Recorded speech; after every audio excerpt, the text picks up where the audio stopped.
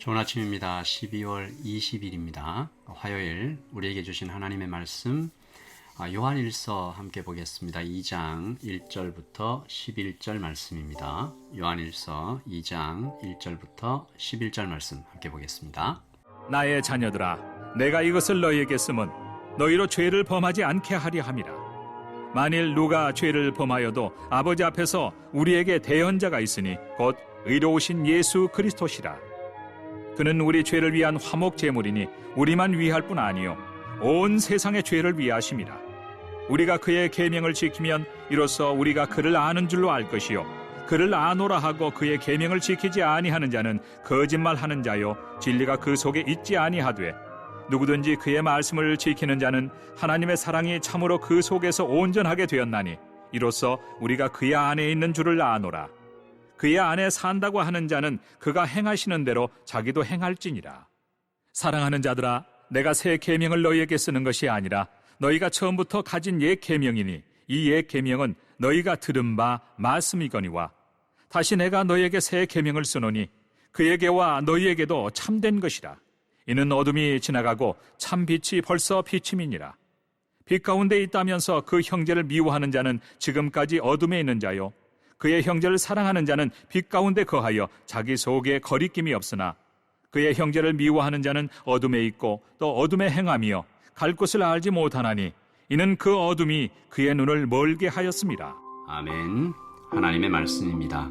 한번 더 읽으시면서 묵상하시겠습니다.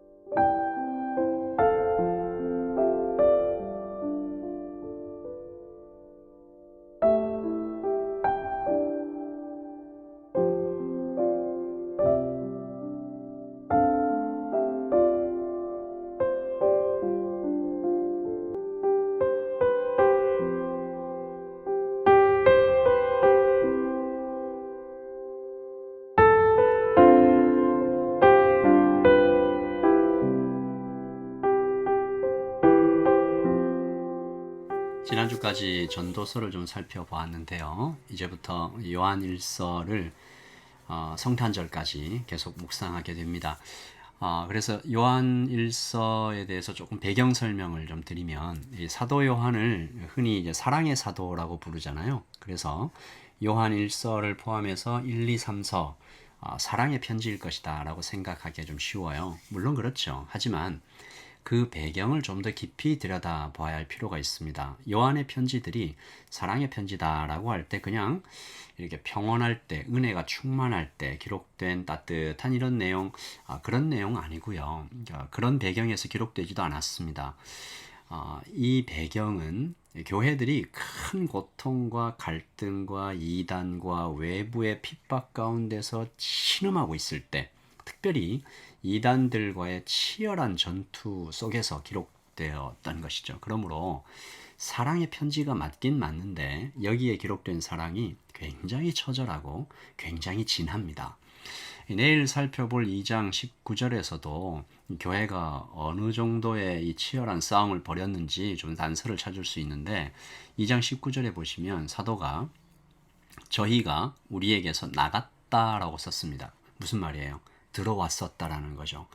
초대교회의 공동체 안에 깊숙이 들어왔었다라는 것입니다. 그러다가 나갔어요. 교회 안에서 꽤나 심각한 충돌이 있었고 나가는 과정에서 얼마나 아픈 일들이 많았을까요? 다행스럽게도 이 교회는 가만히 들어왔던 안에 깊숙이 침투했던 이단들을 잘 감지하고 싸워서 물리쳤습니다. 그러나 또 언제 다시 들어올지 모르잖아요. 그리고 이단이 남기고 간 상처와 영향력이 아직도 그대로 남아있는 거죠. 그래서 사도 요한이 편지를 썼습니다. 그들을 위로하고 바로 세우기 위해서였죠. 당시 들어온 이단은 영지주의라는 이단입니다.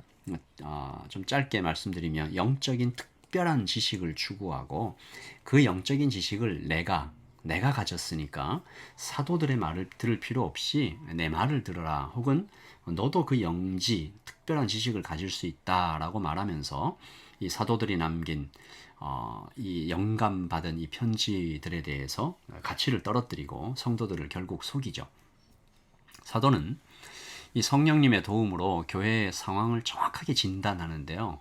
이 진단의 결과가 두 가지였습니다. 키워드는 역시 사랑이었는데, 첫째, 영지주의자들을 분별하는 방법, 회심의 증거, 그들에게 사랑이 없었어요. 누가 더 높은 영지를 가졌느냐, 이것만 경쟁하고 교만하고 정죄하는 사람들이 영지주의자들이었습니다. 보면 아는 거죠. 둘째, 교회 안에 사랑이 메말라 버렸습니다. 니체가 이런 말을 했죠. 괴물과 싸우는 사람은 그 싸움 속에서 스스로 괴물이 되지 않도록 조심해야 한다. 당신이 그 시면을 오랫동안 들여다본다면 시면 또한 당신을 들여다보게 될 것이다. 그러니까 교회가 이단과 싸우다가 그 이단을 닮아버린 아주 이 비참한 일들이, 한국 교회의 신천지가 남긴 가장 큰 피해가 이것이라고 저는 생각합니다. 속이는 자를 닮아버리는 거죠. 그리고 그보다 서로 의심합니다. 잘못을 드러냅니다. 차가워집니다. 정죄합니다. 에베소 교회가 바로 그 구체적인 예였고, 에베소서를 이렇게 에베소의 교인들을 책망하면서 예수님께서 처음 사랑을 버렸다라는 책망을 하시죠. 그러므로 서로 사랑하라라는 사도의 권면이 이렇게 평범하게 들리지만 굉장히 양날의 검 같습니다. 한편으로는 이단들의 거짓말을 드러내어 폭로하고, 또 한편으로는 성도들에게 바른 신앙의 자세를 회복하게 도와주는 것이죠. 오늘 2장에서도 이런 맥락에서 사도가 사랑에 대해서 말한대요. 먼저 이단들과 그 영향을 받은 성도들에게 선포합니다. 4절이죠. 그를 아노라 하고 그의 계명을 지키지 아니하는 자는 거짓말하는 자요 진리가 그 속에 있지 아니하되. 5절입니다. 누구든지 그의 말씀을 지키는 자는 하나님의 사랑이 참으로 그 속에서 온전하게 되었나니 이로써 우리가 그의 안에 있는 줄을 아노라. 너희에게 특별한 영적인 지식이 있느냐? 예언한 능력도 있다고? 모든 비밀과 모든 지식을 알고 산을 옮길 만한 모든 믿음도 있구나. 그렇다고? 예언하고 자기 몸을 불사르게 내어주는 희생도 있다고? 괜찮아, 좋아. 그런데 사랑이 없으면 아무것도 아니야. 그 말을 하고 있는 겁니다. 사도가 말하는 이때의 사랑이란 뭘까요? 쉬운 성경으로 6절을 읽어보죠. 누구든지 자기 안에 하나님께서 계신다고 말하는 사람은 예수님께서 사신 것처럼 살아야 합니다. 뭘까요? 복음입니다. 죽기까지 사랑하신 주님의 섬김이죠. 그리고 성령의 열매를 나타내는 성품입니다. 사도가 이어서 교회에게 얘기하죠. 빛 가운데 있다 하면서 그 형제를 미워하는 자는 지금까지 어둠에 있는 자요. 누구 얘기죠? 영지주의자들 얘기입니다. 그리고 그 영향을 받은 성도들 얘기죠. 사도는 이것을 새 계명, 사랑, 두려움이 아니라 평안, 억압이 아니라 자유, 10절과 11절을 읽습니다.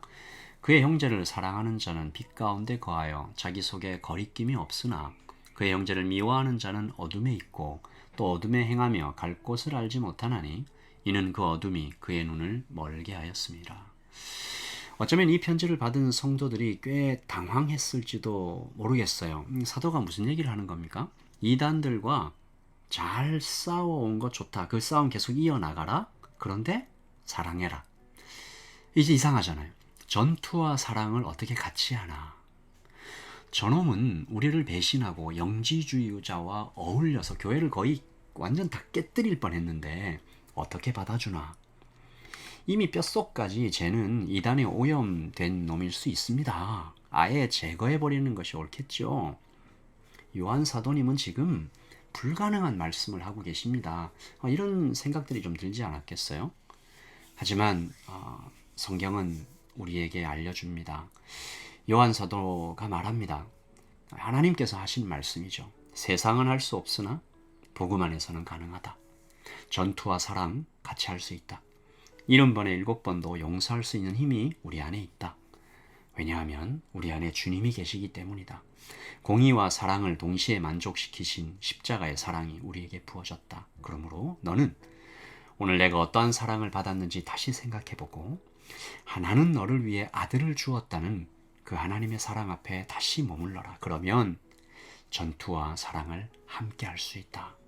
너는 전투에 매몰되지 않고 너의 경건과 하나님 사랑을 진하게 지켜가면서도 이단에 물들지 않을 수 있다. 방법은 하나뿐이다. 하나님의 사랑, 우리 주 예수 그리스도의 십자가의 사랑에 깊이 들어가는 방법밖에 없다. 5절을 다시 읽고 기도합니다.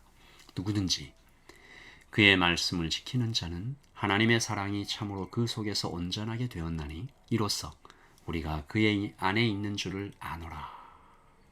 그리고 10절을 읽겠습니다. 그의 형제를 사랑하는 자는 빛 가운데 거하여 자기 속에 거리낌이 없으나. 무슨 말인지 아시겠죠? 거리낌이 없으나 전투를 계속하면서도 그 안에 사랑이 풍성할 수 있다라는 것입니다. 이 성탄절 며칠 남지 않았고요. 이 한 해의 마지막도 곧 다가오고 있습니다.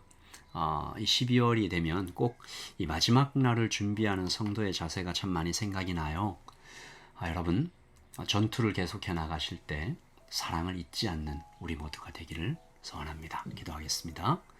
하나님 아버지, 지난 주일에 하나님께서 자신의 몸을 다 들여 물에 던져 죽음에 빠져 자신의 전부를 주신 일과 또한 하나님께서 사람을 얼마나 소중하게 여기시고 사랑하시는지, 그리고 우리도 그에 따라 믿음으로 우리의 전부를 드려가는 삶, 7명이나 8명에게 하나님의 사랑을, 나의 떡을 나누어 주는 삶에 대해서 나누었습니다. 하나는 오늘 말씀에도 전투와 사랑을 같이 하라 하십니다. 주께서 주신 이 복음을 선명하게 지켜나가면서도 율법주의와 치열하게 싸우면서도 세상 속에 있으며 그 거칠고 메마름에 함몰되지 않고 하나님의 사랑으로 따뜻할 수 있기를 전투와 사랑 함께하는 우리 모두가 되게 하여 주시옵소서. 아버지 하나님, 한 해의 마지막을 잘 마무리해 나갈 것을 하나님께 다시 한번 부탁드리고 오늘 하루를 살아가는 모든 성도들에게 주님의 평안이 함께 있기를 소원합니다. 예수님의 이름으로 기도합니다. 아멘. 하나님의 사랑 안에 풍성히 거하십시오. 평안하십시오. 샬롬.